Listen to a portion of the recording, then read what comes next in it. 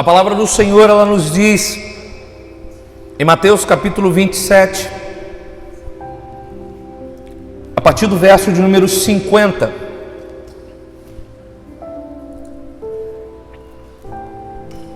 Mateus capítulo de número 27, a partir do verso de número 50, diz assim: E Jesus, clamando outra vez com grande voz, entregou o Espírito. E eis que o véu do templo se rasgou em dois, de alto a baixo, e tremeu a terra, e fenderam-se as pedras, e abriram-se os sepulcros, e muitos corpos de santos que dormiam foram ressuscitados, e saindo dos sepulcros, depois da ressurreição dele, entraram na cidade santa, e apareceram a muitos. E o centurião e os que com ele guardavam a Jesus, vendo o terremoto e as coisas que haviam sucedido, tiveram grande temor e disseram: verdadeiramente este era o Filho de Deus.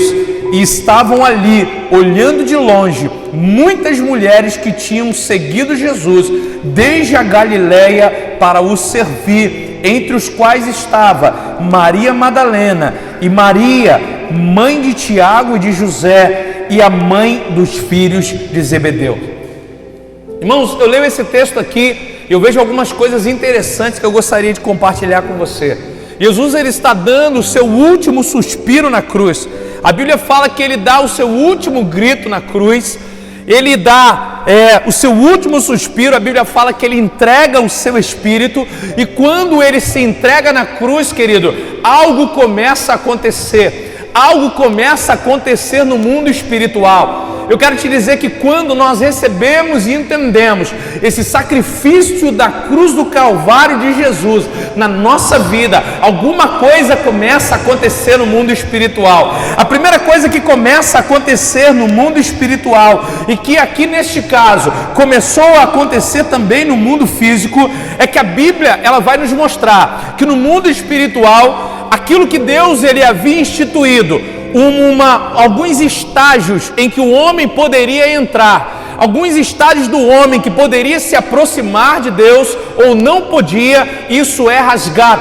O Antigo Testamento, ele nos mostra, queridos, que haviam alguns níveis de intimidade com Deus que somente algumas pessoas poderiam ter. Haviam níveis, por quê? Porque o templo ele era dividido em 3 espaços. Se nós pudéssemos exemplificar do templo em que nós estamos aqui, nós temos uma parte onde nós temos o púlpito, onde eu, como pregador essa noite, estou. Digamos que aqui fosse o lugar, chamado Santo dos Santos. Esse era o lugar mais íntimo, poucas pessoas entravam uma vez ao ano o sacerdote, para poder entregar a sua oferta e ouvir a voz do Senhor. Depois disso, tinha um lugar chamado Santo Lugar, onde entravam somente os sacerdotes.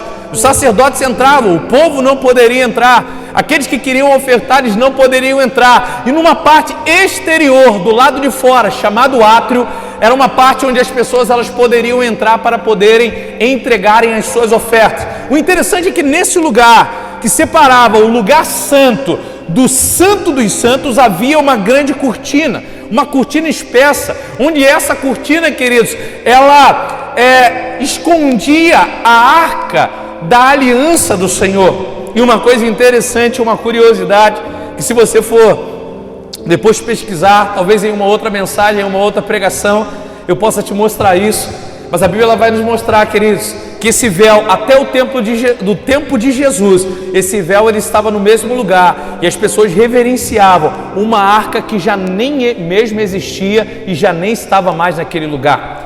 A Bíblia ela vai nos dizer, lá no livro do profeta Ezequiel, no livro do profeta Jeremias, que o Senhor mesmo ele disse que ele esperava um dia em que essa arca ela desapareceria e que nunca mais ela seria venerada. Sabe por quê? Porque as pessoas elas têm uma tendência a venerar espaço, elas têm uma tendência a venerar lugares, elas têm uma tendência a venerar pessoas, e elas às vezes esquecem que o único que merece receber a veneração, a adoração é o Senhor Jesus. Amém? A arca, queridos, ela foi levada, provavelmente destruída, porque ela era feita de ouro há muitos anos atrás. E as pessoas elas ainda iam ao templo reverenciar uma arca que nem existia e nem estava mais lá. E um dia, nesse dia, quando Jesus ele expira, acontece algo no mundo espiritual. A Bíblia fala que um véu grande, imagine, queridos, uma cortina, mas não como essa, uma bem espessa, e uma cortina não tão pequena como essa, mas uma cortina que tocasse do chão até lá no teto. E a Bíblia fala que ao invés de ela ser rasgada, querido, da parte de baixo para cima, ou seja, o homem não poderia rasgar. Existem, irmãos, presilhas da religião que os homens eles não conseguem rasgar. Eu quero dizer para você que é o Senhor que rasga todos os grilhões da religião, porque quando Jesus ele aparece, ele não aparece para oferecer ao homem uma religião, ele aparece para oferecer ao homem a salvação dos seus pecados. Se eu te perguntasse hoje, qual é o nome da igreja que Jesus ele deixou instituída, queridos?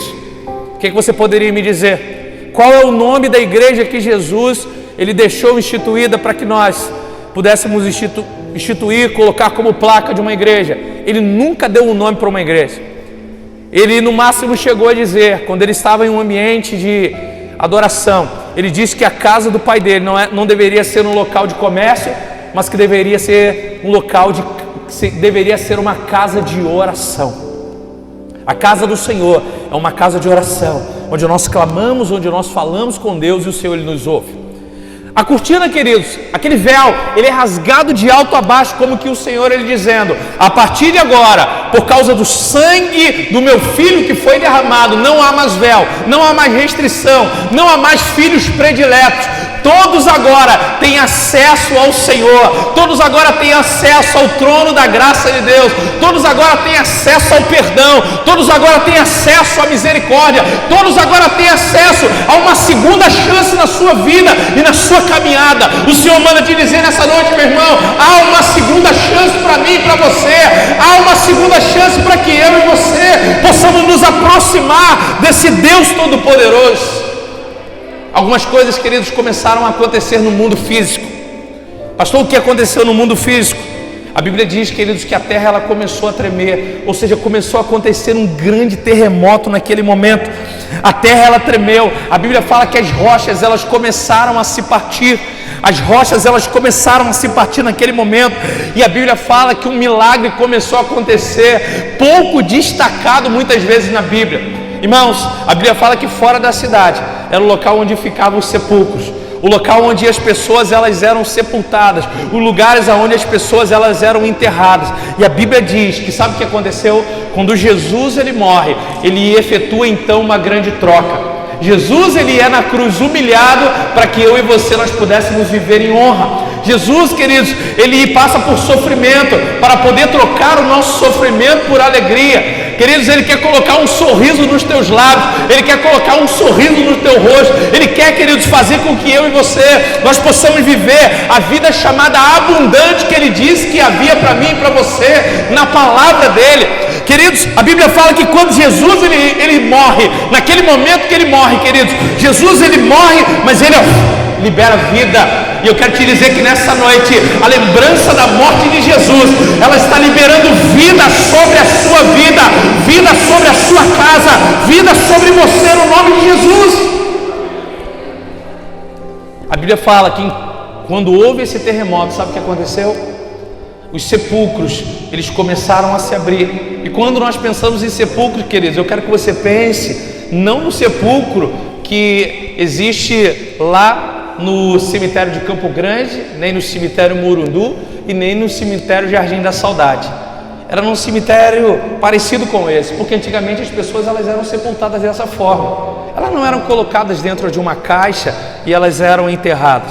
Muitas vezes eles faziam escavações, que eram escavações na rocha, e essas escavações que eram colocadas na rocha, eles selavam ela, eles colocavam uma pedra na parte da frente, eles selavam com uma tampa. Quando a Bíblia fala que Jesus ele morre e começa a acontecer um grande terremoto e as pedras elas começam a partir, sabe o que ele está dizendo? Ele está dizendo que a porta, querido, de saída, não é, para esse povo, para a vida que o Senhor estava dando para eles, só o Senhor poderia tirar. Você consegue se imaginar, irmão, você preso dentro de uma caverna, onde nessa caverna tem uma uma porta, e essa porta ela não é feita de madeira, essa porta ela na verdade é uma pedra. O que adianta, querido, ser ressuscitado por Jesus? O que adianta você crer que você foi ressuscitado por Jesus, que você foi salvo por Jesus, se você for ressuscitado e continuar dentro de uma caverna com uma pedra bem na frente, quando você não pode sair de lá? Quando Jesus, queridos, ele morre, a terra ela sacode, acontece um terremoto, e quando ele diz que as pedras elas começaram a se partir, ele está falando dessas pedras.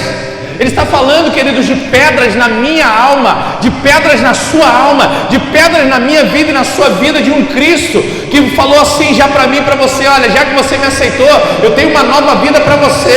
Aí a gente ressuscita, querido. Só que quando nós chegamos na porta de saída do nosso sepulcro, sabe o que tem lá na frente? Está uma pedra enorme que você empurra e tenta sair e não consegue. Por isso a salvação ela é um milagre.